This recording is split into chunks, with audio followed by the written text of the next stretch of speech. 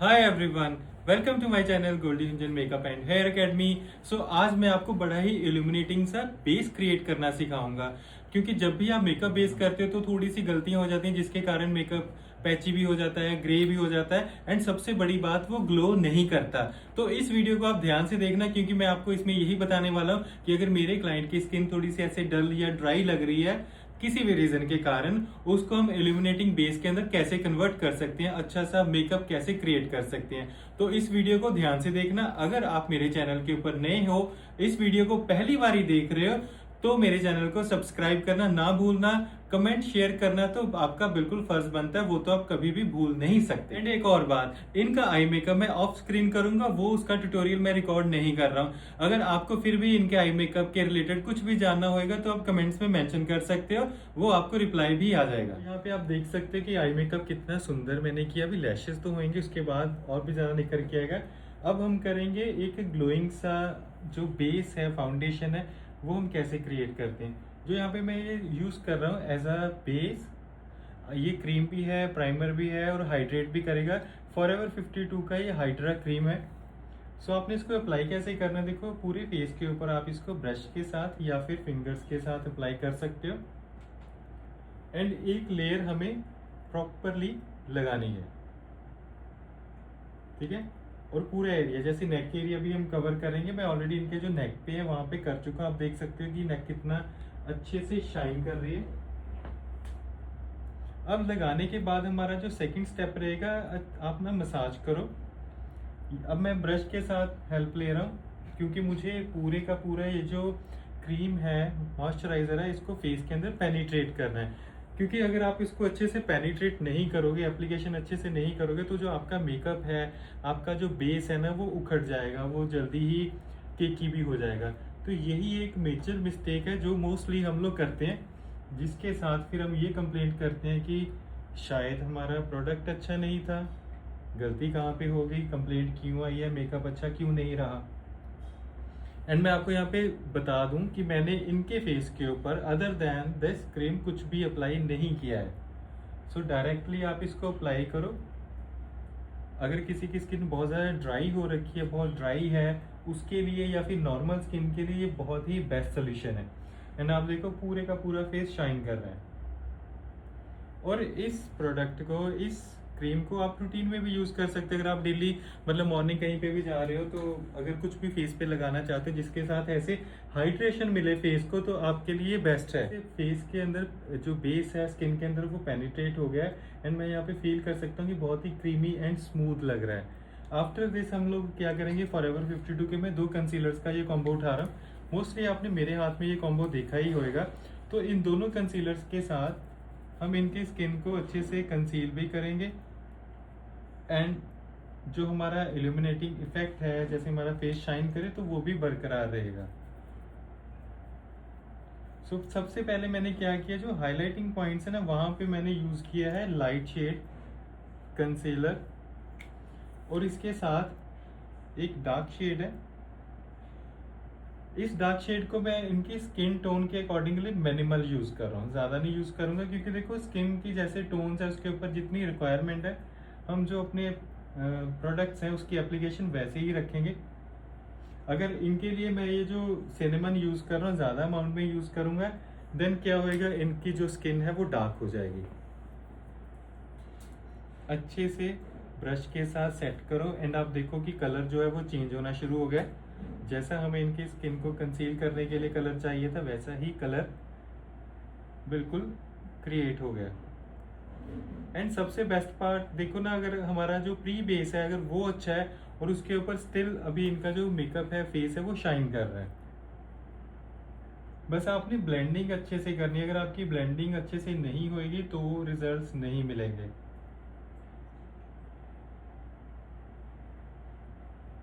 Properly nose, around the mouth, देखो areas वही रहेंगे, around the mouth, around the nose, forehead, under the eyes, जहाँ पे discolouration mostly सबको ही होती है, तो अकॉर्डिंगली हम पिक करेंगे। अब ये जो दोनों कंसीलर्स का मैंने कॉम्बो यहाँ पे बताया है, ये ऑल स्किन टाइप है, मीन्स आपकी स्किन टोन कैसी भी है, अगर आप इन दोनों कंसीलर्स को यूज करते हो, एज अ कैरेक्टर भी यूज कर सकते हो। तो आपको रिजल्ट्स अच्छे मिलेंगे। बस आपने ये रेशो का ध्यान रखना है कि रेशो कितनी किस स्किन के ऊपर यूज़ करनी है। और ये fair to dark skin complexion के लिए सबसे बेस्ट कॉम्बिनेशन है, क्योंकि ना फॉरएवर 52 का ये जो कंसीलर है ये फुल कवरेज कंसीलर है।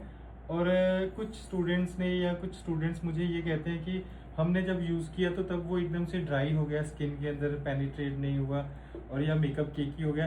बट पर्सनली मैं अब जैसे यहाँ पे यूज़ कर रहा हूँ, मैंने जो प्री बेस किया है फॉरएवर 52 का हाइड्रा क्रीम, और उसके ऊपर जब ये एप्लीकेशन हो रही है तो आप खुद ही देख सकते हो कि कितना इजीली ब्लेंड हो रहा है। सो कभी कभी ना हमारे कॉम्बिनेशंस जो है वो सही नहीं होते, जिसके कारण जो मेकअप का रिजल्ट है, जो आउटपुट है, वो उतना अच्छा नहीं आ पाता। और अब मैं इनके लिए जो फाउंडेशन यूज़ करूँगा वो हम यूज़ करेंगे सीरम फाउंडेशन। सीरम फाउंडेशन के लिए भी आपको बताऊंगा कि वो कैसे यूज़ करनी है और कैसे उसके आपको अच्छे रिजल्ट्स मिलेंगे। बट सबसे पहले मुझे एक बारी कंसीलर को प्रॉपरली सेट करना है। आई मेकअप मैंने बहुत सुंदर किया है, मुझे भी पता है, आप लोगों को भी पता है कि आप देख रहे हो कि आईज कितनी अच्छी लग रही है इनकी। अब एक बारी मेकअप बेस करने से पहले कंसीलर मैंने लिया जिसके साथ कंसीलिंग हमारी होगी, फेस पूरा रेडी हो गया। और जो यहाँ पे मैं यूज़ कर रहा हूँ, मैं यूज़ कर रहा हूँ फॉरएवर 52 का सीरम फाउंडेशन है, न्यू लॉन्च है। इसके साथ क्या आपकी स्किन के ऊपर ड्यूइट सा इफेक्ट आएगा। अगर आप ये कॉम्बो ऐसे ही यूज़ करते हो तो आपकी स्किन बहुत ही अच्छी हाइड्रेट भी लगेगी एंड मेकअप का स्टे भी अच्छा रहेगा। बस यहाँ पे ये आपको बता दूं कि ये जो फाउंडेशन है ये बहुत ही लाइट वेट है। इन केस अगर आपकी स्किन के ऊपर ज़्यादा डिस्कलरेशन है या फिर आपकी स्किन पे पिगमेंटेशन है, तो उसके लिए पहले आपको अपनी स्किन को प्रेप करना है, अच्छे से कंसील करना है, बैलेंस करना है, देन हम फिर ये वाला फाउंडेशन यूज़ करेंगे। ये फाउंडेशन कवरेज भी देगा बट बहुत ही ज़्यादा लाइट वेट फाउंडेशन है। ठीक है, सो फाउंडेशन को मैंने ओपन कर लिया एंड आप देखो इसको यूज़ कैसे करना है। हम इसको एज ए इंजेक्शन जैसे होते हैं वैसे यूज़ कर सकते हैं, क्योंकि देखो जितना प्रोडक्ट आपको चाहिए उतना ही प्रोडक्ट इसमें से आप निकालोगे एंड आप फेस के ऊपर अप्लाई करना शुरू कर दोगे। देखो कितना लाइट वेट ये फाउंडेशन है और कितना इजीली ग्लाइड कर रहा है। ऑब्वियसली बात है कवरेज तो अच्छी दे ही रहा है। ठीक है, तो ऐसे ही मैंने पूरे फेस के ऊपर एप्लीकेशन कर देनी है। तो देखो फाउंडेशन एप्लीकेशन के बाद मैंने ना 2 मिनट्स के लिए एप्लीकेशन के बाद छोड़ दिया था स्किन को, और आप देखो कि कितने अच्छे से वो सेटल हो गया है। लग ही नहीं रहा कि मैंने कोई एक्स्ट्रा फाउंडेशन लगाया, कुछ थिक फाउंडेशन यूज हुआ है इनके फेस के ऊपर। और अब ब्रश के साथ जस्ट डैब डैब कर रहा हूँ, क्योंकि फाउंडेशन की एप्लीकेशन को इवन ही करना है। ऐसे जो फाउंडेशंस होते हैं वो बहुत ही कम ब्रांड्स में आते हैं, बट ये बहुत ही ऑसम है। मैं आपको बोलूँगा कि एक बार ट्राई ज़रूर करो। आपकी जो इन्वेस्टमेंट है ना वो वेस्ट नहीं जाएगी। आप ये नहीं बोलोगे कि अच्छा ये चीज़ अच्छी नहीं थी है। बट ठीक है, स्किन टाइप देखो आपने पहले देखना है, स्किन अच्छे से प्रेप कर लो और उसके बाद एप्लीकेशन दो। कवरेज अच्छी है, लाइट वेट फाउंडेशन है और स्किन के ऊपर अगर इजीली ये सेट हो रहा है तो फिर हमें और चाहिए ही क्या। एंड मोर ओवर अब देखो ना, जैसे समर्स होती हैं या फिर कुछ एरियाज में मोस्टली ह्यूमिडिटी या कुछ ऐसे वेदर रहता है कि जहाँ पे गर्मी रहती है, तो वैसे एरियाज में अगर आप रह रहे हो तो वहाँ पे इस फाउंडेशन के साथ आपको ना ज़्यादा हैवी मेकअप नहीं आएगा। कभी कभी होता है ना कि क्लाइंट कहता है कि ज़्यादा हैवी या थिक फाउंडेशन नहीं यूज़ करना, मिनिमल करना है। इवन डे फंक्शंस होते हैं तो उसमें भी आप ये फाउंडेशन यूज़ कर सकते हो।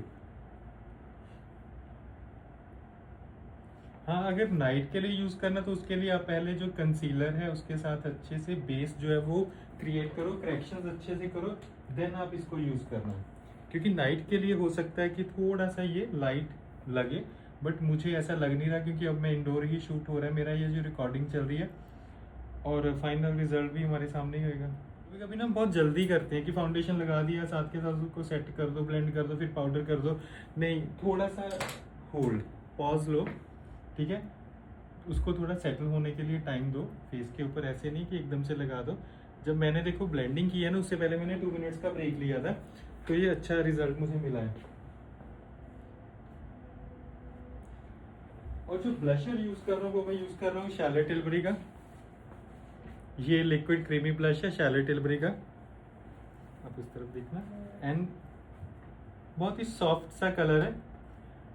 अगर किसी पे आपको चाहिए कि थोड़ा सा पीची सा इफेक्ट देना, ज़्यादा पिंक नहीं अच्छा लग रहा है या ज़्यादा वाइब्रेंट हो जाएगा, या फिर कभी कभी हम आइज़ थोड़ी सी ज़्यादा प्रोमिनेंट हाईलाइट करते हैं और ब्लशर हमें मिनिमल चाहिए होता है, तो आप पहले ऐसे लिक्विड ब्लशर यूज़ करो।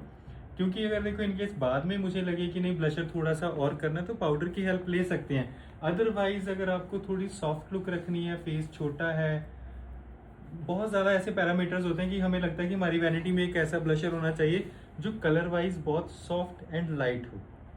सो ये पीच टोन है, पीच टोन के साथ आप ऐसा इफेक्ट ले सकते हैं। ये जो कॉम्प्लीमेंट करेगा, फेयर स्किन पे कॉम्प्लीमेंट करेगा, एंड जिनकी आउटफिट की जो टोन्स रहेंगी वो कूल रहेंगी, उनको ये कॉम्प्लीमेंट करेगा।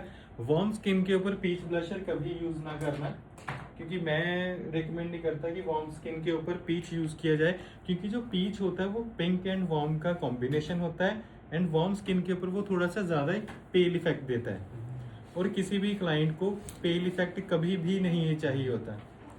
क्लाइंट्स को चाहिए होता है कि थोड़ा सा कूल टोन के साथ मेकअप रहे। मैं आपको देखो जो रियलिटी है ना वही बताता हूँ, ये नहीं कि कुछ भी बता दो। जो रियलिटी है, जो क्लाइंट्स मेरे पास आके भी डिमांड करते हैं, मैं अपने क्लाइंट्स के मेकअप्स कैसे करता हूँ, तो ये सारा वही आपको मैं यहाँ पे बताता हूँ।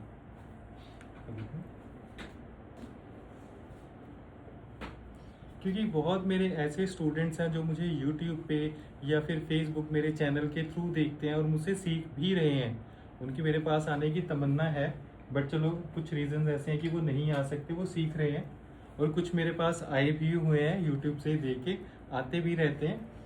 तो जिसको लगे कि आप अच्छे से समझाते हो, सही बताते हो, वो आपके पास ज़रूर आएगा। तो मुझे ये है कि जो तो देखना, जो क्लाइंट को चाहिए और जो मैं करता हूँ वही सिखाया जाए अपनी क्लास के अंदर में। बस ऊपर देखना वैसे। अभी हम करेंगे लूज पाउडर।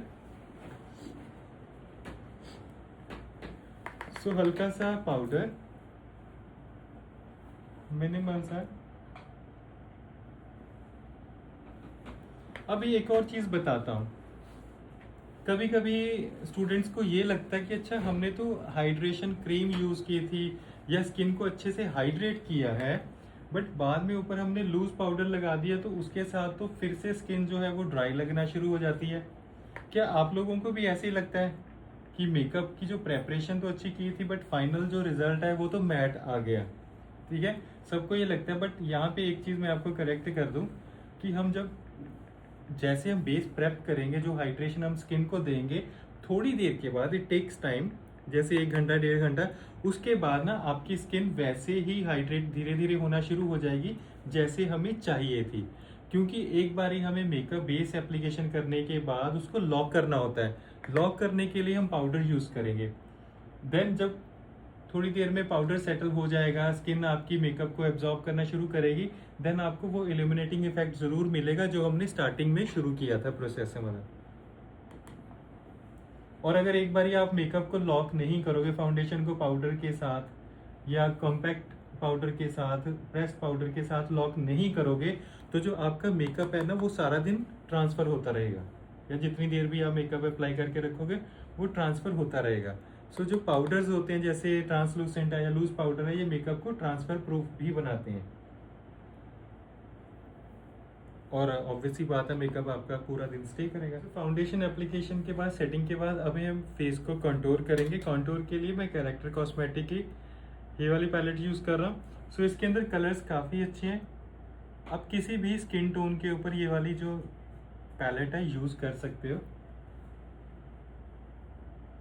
और मैं यहाँ पे देखो बहुत ही सॉफ्टनेस दे रहा हूँ, सिर्फ अंडर द चिन मैं करूंगा क्योंकि फेस प्रोमिनेंट करूंगा। बाकी फेस के ऊपर मैं कहीं पे भी कॉन्टोर या ब्राउन्जर बिल्कुल भी यूज नहीं करने वाला, सिर्फ हेयर लाइन को मर्ज करने के लिए, बस दैट्स इट। क्योंकि अगर क्लाइंट का फेस छोटा है तो हम इतना ब्राउन्जी ब्राउन्जी सा इफेक्ट नहीं देंगे, क्योंकि उसके साथ फेस थोड़ा सा ब्राउन या फिर छोटा भी लग सकता है। तो मैंने यहाँ पे हेयर लाइन पे यूज किया है and under the chin use किया है। नोज हमेशा ही हमारे पास ऑप्शनल रहता है कि आप करना चाहते हैं या नहीं करना चाहते, बट मैं नोज को सॉफ्टली हाईलाइट ही करूंगा। और फिनिशिंग करेंगे हम कॉम्पैक्ट के साथ। मैं यहाँ पे प्रेस पाउडर यूज कर रहा हूँ मैक का। सो आप देखो मैक का जो प्रेस पाउडर यूज़ किया है उसके साथ एकदम से ना सारी चीज़ें इवन हो जाती हैं। जो भी आपने एप्लीकेशन फेस के ऊपर किया, चाहे वो ब्लशर है या कंटूर है या फिर हाइलाइटर भी इवन आपने कर लिया है, तो वो सारी एप्लीकेशंस एकदम से स्मूथ एंड ब्लेंड हो जाएंगी और बहुत ही फ्लॉलेस सा आपका जो फेस है वो दिखना शुरू हो जाएगा। सो इसके बाद जो हमारा हाइलाइटर है दैट इज ऑप्शनल, आप कैसे यूज करना चाहते हो आप अकॉर्डिंगली फेस के यूज करोगे। आप फोरहेड, नोज, चिन कर सकते हो या चीक्स के ऊपर भी कर सकते हो। सो हाइलाइटर यूज करने के बाद बस हमारा लिपर है और हमारा जो मेकअप है वो हो जाएगा complete. So everyone, here is a final look. देखो मैंने आईज बहुत सुंदर करी है, मैं खुद को अप्रिशिएट कर रहा हूँ क्योंकि आईज लगी बहुत सुंदर रही है। साथ के साथ मैंने आपको ये बताया है कि अगर आप भी ऐसे फाउंडेशन के साथ एक मैजिकल सा एक बेस क्रिएट करना चाहते हो कि आपकी क्लाइंट की स्किन एकदम से फ्लॉलेस लगे, हर चीज मैंने इसमें आपको स्टेप बाय स्टेप बताई है। अगर आपको फिर भी कोई कंफ्यूजन है तो आप कमेंट्स में पूछ सकते हो। जल्दी ही आपके लिए कोई नया सा टॉपिक लेके आऊंगा। Till then take care and bye bye.